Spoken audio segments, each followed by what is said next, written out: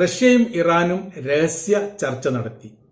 രണ്ട് യുദ്ധവുമായി ബന്ധപ്പെട്ട കാര്യത്തെക്കുറിച്ച് വിശദമായ രീതിയിലുള്ള ചർച്ച നടന്നായിരിക്കുന്ന റിപ്പോർട്ടാണ് പുറത്തു വരുന്നത്.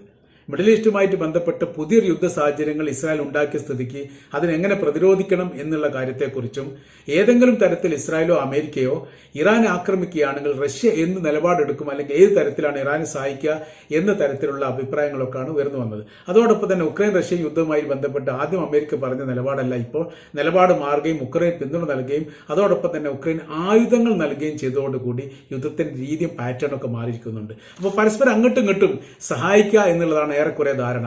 ഉക്രൈനുമായിട്ട് കഠിനമായിരിക്കുന്ന ഒരു യുദ്ധം ഏർപ്പെടുന്ന ഒരു സാഹചര്യം ഉണ്ടായാൽ തീർച്ചയായിട്ടും മുൻപ് സഹായിച്ച പോലെ തന്നെ ഇറാൻ ആയുധം കൊണ്ടോ മിസൈൽ കൊണ്ടോ റഷ്യയെ സഹായിക്കുക.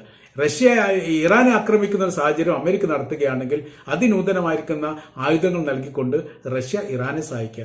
രണ്ട് രാജ്യങ്ങളും യഥാർത്ഥത്തിൽ വലിയ രീതിയിലുള്ള പ്രതിസന്ധി ആയതുകൊണ്ട് പരസ്പരം അങ്ങോട്ടും ഇങ്ങോട്ടൊക്കെ ആയുധ കൈമാറ്റം നടത്തിക്കൊണ്ട് വലിയ വിജയമുണ്ടാക്കുകയും പ്രതിരോധം ഉണ്ടാക്കുകയും ചെയ്യാനുള്ള ധാരണ ഏകദേശം ആയിട്ടുണ്ട് എന്നുള്ളതാണ് ഈ വാർത്താക്കുറിപ്പുമായിട്ട് ബന്ധപ്പെട്ട കാര്യത്തെക്കുറിച്ച് നമ്മൾക്ക് അറിയാൻ വേണ്ടിയിട്ട് സാധിക്കുന്നത്.